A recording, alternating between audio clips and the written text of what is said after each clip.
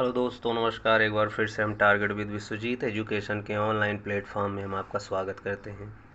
दोस्तों, आज हम इस चैनल के माध्यम से एक बहुत ही इम्पोर्टेंट टॉपिक लेके आपके लिए आए हैं, जिसका नाम है लॉगरिथमिक फंक्शन। लॉगरिथमिक फंक्शन एक बहुत ही जटिल जो है फंक्शन के रूप में देखा जाता है। विद्यार्थियों को बहुत ज़्यादा प्रॉब्लम्स लॉगरिथमिक फंक्शन में आता है।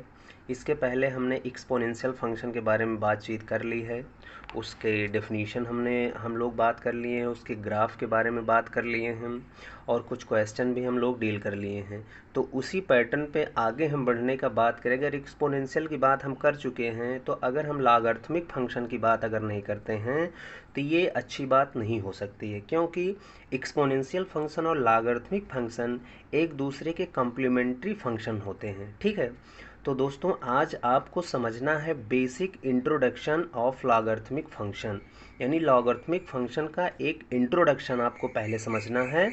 और इसका वीडियो हम part 1, part 2, part 3, part 4 type के में लेकर आएंगे, क्योंकि लॉगरिथमिक फंक्शन थोड़ा सा बड़ा टॉपिक है। इसके लिए आपको थोड़ा सा पेशेंस रखना है और वन बाय वन हम छोटे छोटे वीडियोस के फॉर्म में आपको सारी चीज़ें प्रोवाइड करने का प्रयास करेंगे।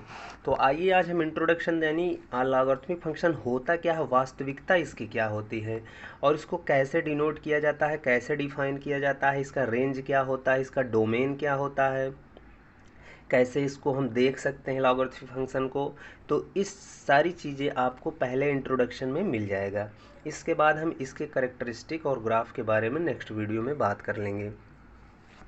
आइए देखते हैं लॉगरिथमिक फंक्शन क्या है। तो जैसे आपके स्क्रीन पे दिख रहा है लॉगरिथमिक फंक्शन की डेफिनीशन क्या है, ध्यान से समझिएगा दोस्तों। तो इसमें लिखा है the logarithmic of a number to a given base is the exponent to which the base must be raised in order to produce that number। दोस्तों इसकी इंग्लिश की मीनिंग आपको समझना है कि ये क्या कह रहा है। फिर से मैं एक बार रिवाइज कर दे रहा हूँ। The logarithm of a number to a given base, आपको एक गिवन बेस होगा, is the exponent to which the base must be raised in order to produce that number। कहने का मतलब है कि हमारे पास क्या होगा, एक नंबर होगा जिसका हम लॉगरिथमिक निकालेंगे और किसी एक पर्टिकुलर बेस के रिस्पेक्ट में हम उसकी लॉगरिथमिक निकालते हैं। यानी एक नंबर गिवन होगा, ठीक है, और एक बेस आपको कंसीडर करना पड़ेगा और देखेंगे कि उसका जो कौन सा पावर है, जो बेस है उसका कौन सा पावर है जो कि हमारे पास ओरिजिनल नंबर प्रोड्यूस कर रहा है। अर्थात कहने का मतलब यहाँ पे है, थोड़ा सा आप वेरिएबल में समझिएगा, बाकी तो एग्जांपल आपको हम देने का प्रयास करेंगे। जैसे कहने का मतलब हमारे पास अगर हम मान लीजिए ए, आपके पास एक बेस हमने ले लिया, ठीक है, अगर इसको आप बेस बोलते हैं, ठीक, और किसी की ये मान लीजिए एक्स का हम लॉगरिथमिक निकालते हैं, लॉगरिथमिक यानी लॉगरिथमिक निकालते हैं एक्स का विथ बेस ए, ठीक है, एक्स का लॉग निकालते हैं विथ बेस ए। तो हमको क्या करना है, अब हमको एक्स का लॉग क्या होगा इस बेस ए के रिस्पेक्ट में। तो हमको यह ढूंढना है कि ए का ऐसा कौन सा पावर है, ए का ऐसा कौन सा पावर है जो किसके इक्वल आ जाए, एक्स के इक्वल आ जाए। ध्यान देना है, लॉगरिथमिक फंक्शन को ध्यान से फिर से समझिए। जैसे हमारे पास एक्स कोई नंबर है, इसी का हमको लॉग निकालना है, किसके रिस्पेक्ट में, बेस भी आपको इंडिकेट करना पड़ेगा, ए बेस ए के रिस्पेक्ट में। तो हमको क्या करना पड़ेगा, अब ए का कौन सा ऐसा पावर है जिसको हम कितनी बार मल्टीप्लाई करें तो वो एक्स के बराबर आ जाए। तो इस कंडीशन को होल्ड करें तो हम बोलते हैं कि हम एक्स का जो है लॉग निकाल लिए हैं, और लॉग क्या होता है, उस बेस का जो पावर होता है वही लॉग हो जाता है। ठीक है, ये तो था आपका बेसिक डेफिनेशन। अब आइए एक एग्जांपल से दिखाते हैं आपको, वो अच्छे से और क्लियर हो जाएगा आपका। तो यहाँ पे आप देख सकते हैं एग्जांपल मैंने लिया है, the logarithm of 1000 to base 10 is 3 because 10 की पावर 3 इज इक्वल्स टू 1000। अब कहने का मतलब क्या है, कि अगर हमको 1000 का लॉग निकालना है, 1000 का लॉग निकालना है किससे, बेस अगर हम 10 रख रहे हैं, बेस हम 10 रख रहे हैं तो कितना हो जाएगा, 3 हो जाएगा। अब इसी का बिकॉज क्योंकि देख रहे हैं 10 का पावर अगर 3 यानी 10 इंटू 10 इंटू 10 करेंगे तो 1000 आ जाएगा। तो इसका मतलब ये है कि आप 1000 का लॉग बेस 10 के रिस्पेक्ट में कितना आएगा, आंसर 3 आ जाएगा। तो बेसिक बिल्कुल आप ध्यान से समझिएगा, आज लॉगरिथमिक बिल्कुल इंट्रोडक्शन क्लियर करके जाना है। तो जैसे अगला हम देख सकते हैं, अब देखिए इसको लिखने का तरीका क्या है, it is written as log 1000 with base 10, log 1000 with base 10 is equals to 3।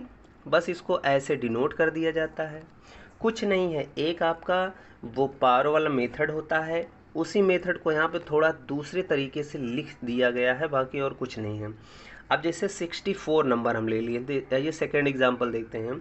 जैसे 64 का हमको निकालना है कि बेस आपका क्या रख रहे हैं, बेस आप 4 अगर रख रहे हैं तो 64 का अगर लॉग लेना है आपको बेस 4 के रिस्पेक्ट में तो कितना आ जाएगा, 3 आ जाएगा। बिकॉज क्योंकि 4 की घात 3 बराबर कितना दे देगा, 64 दे देता है।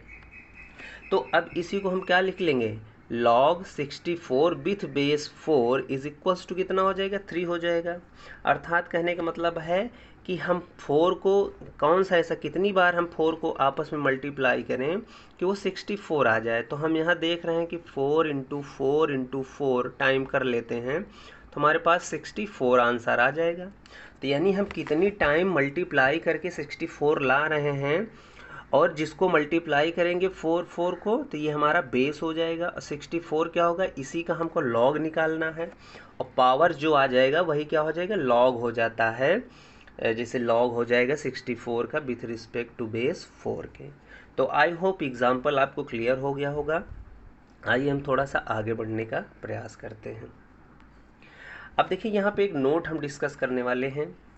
अगर देखिए इफ़ ए की पावर, ध्यान से इस चीज़ को नोट कर लीजिए, इफ़ ए की पावर x बराबर y है तो इसको हम क्या लिख पा रहे हैं, ए यहाँ पे देखिए बेस है आपका, एक्सपोनेंशियल फंक्शन अगर आप देखे होंगे तो वही चीज़ है, उसी का थोड़ा सा रिवर्स प्रोसेस यहाँ पे काम कर रहा है।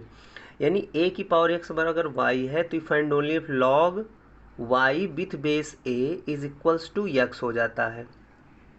यानी कहने का मतलब देखिए a का पावर जो है x है बराबर y है, तो यहाँ log y with base a बराबर जो a का पावर x है वही रिजल्टेंट में आ रहा है, यानी उसका पावर ही आपका क्या हो जाएगा, log हो जाता है, log। अगर आप एक्सपोनेंशियल वाला फंक्शन ध्यान से देखे होंगे तो बिल्कुल उसका रिवर्स प्रोसेस यहाँ पे काम कर रहा है। जैसे यहाँ पे हमने देखिए इस चीज़ को ध्यान से देखिए क्या लिखा हुआ है, यहाँ पे ये लिखा हुआ है कि EXP से हम इसको इंडिकेट कर रहे हैं एक्सपोनेंशियल फंक्शन, LOG से लॉग को इंडिकेट कर रहे हैं। तो जो एक्सपोनेंशियल फंक्शन होता है वो सेट ऑफ रियल नंबर से यानी पॉजिटिव रियल नंबर में मैपिंग उसकी चलती है, लेकिन वहाँ अगर लॉग की बात करते हैं तो वो R+ से लेकर के सेट ऑफ रियल नंबर में उसकी मैपिंग चलती है। ठीक है, इन दोनों बातों को ध्यान में रख लीजिएगा। अब अगर अगला आग देखते हैं, अगर log y with base a बराबर x है, ठीक है, log y with base a बराबर x है, will be any real number that is, अर्थात कहने का मतलब है log y with base a ये हमेशा कोई ना कोई रियल नंबर होगा, बिकॉज ये कहाँ चला जाएगा, सेट ऑफ रियल नंबर में चला जाएगा विथ बेस a, और आपका a जो है ना तो 1 होगा, आपका बेस जो है 1 के इक्वल नहीं होगा, और साथ ही साथ वो पॉजिटिव वैल्यू होगा, 1 नहीं होगा, पॉजिटिव वैल्यू होगा। अगर एक्सपोनेंशियल फंक्शन यही मैं बार बार कह रहा हूँ कि एक्सपोनेंशियल अगर आपने नहीं देखा तो एक बार ज़रूर वॉच कर लीजिए, बिल्कुल उसका रिवर्स प्रोसेस आपका लॉगरिथम चलता है। तो a आपका ग्रेटर देन 0 हो जाएगा, अर्थात यहाँ पे क्या है कि सिंस अगर y is equals to a की पावर x ग्रेटर देन 0 है for all x belong in R, तो ये क्या इम्प्लाई करें, यानी log y with base a defined if and only if y greater than 0। अर्थात कहने का मतलब है कि अगर a आप ना तो 1 लिए हैं और साथ ही साथ ना निगेटिव अर्थात पॉजिटिव वैल्यू लिए हैं, तो log y with base a defined if and only if y greater than 0, यानी आपका लॉगरिथमिक फंक्शन किसी भी बेस आप कंसीडर, कोई भी बेस अगर कंसीडर करते हैं तो हमेशा जिसका लॉग निकालेंगे वो हमेशा पॉजिटिव वैल्यू का ही लॉग देता है, निगेटिव वैल्यू और 0 वैल्यू की कभी भी लॉगरिथमिक नहीं आता है। ये बात बताने वाली थी, ठीक है। आइए आगे बढ़ते हैं। अब देखिए जो डोमेन होता है, आपने देखा कि domain of logarithmic function r plus होता है। r प्लस को हम ओपन इंटरवल 0 to इन्फिनिटी लिख लेते हैं, और रेंज जो होता है सेट ऑफ रियल नंबर होता है, इसको -इन्फिनिटी से इन्फिनिटी लिख लेते हैं। तो ये होता है लॉग का डोमेन और रेंज। और logarithmic function is actually inverse of exponential function, जो मैं बार बार बता रहा हूँ कि लॉगरिथमिक फंक्शन क्या होता है। तो बेसिक कुछ नहीं होता है, एक्सपोनेंशियल फंक्शन का बिल्कुल इनवर्स प्रोसेस होता है। कहने का मतलब देखिए एक्सपोनेंशियल फंक्शन हम इस तरीके से डिफाइन कर रहे थे, जैसे a की पावर x बराबर y, ये तब होगा इफ़ एंड ओनली इफ़।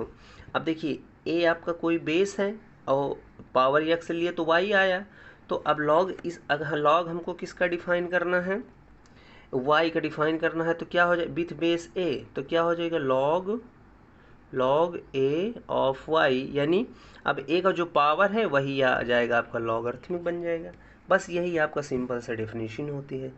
तो आई होप इसका इंट्रोडक्शन बिल्कुल क्लियर हो गया होगा। अगले वीडियो में हम इसके ग्राफ के बारे में डिस्कशन करेंगे, जो कि बहुत ही इंपॉर्टेंट रोल अदा करेगा। तो अगर चैनल पर नए हो तो चैनल को सब्सक्राइब कर लीजिए, और इसी तरीके से आपको 11th-12th के बेसिक कॉन्सेप्ट आपको मिलते रहेंगे। तब तक के लिए दोस्तों जय हिंद।